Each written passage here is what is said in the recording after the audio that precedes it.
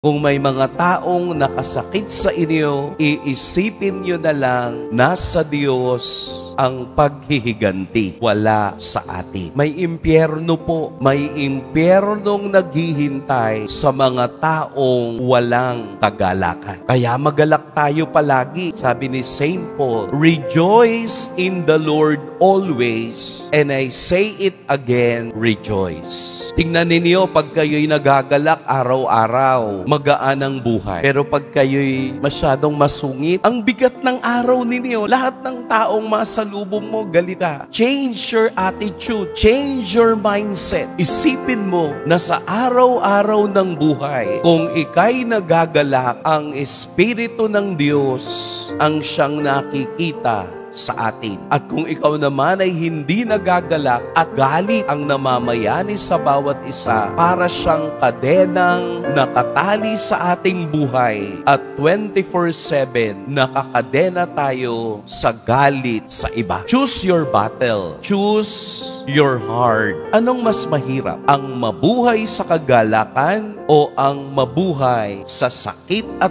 pait ng nakaraan? Choose your heart. Parehong mahirap, pero pumili ka ng mahirap na kasama mo ang Diyos para ika'y magtagumpay sa dulo ng ating paglalakbay.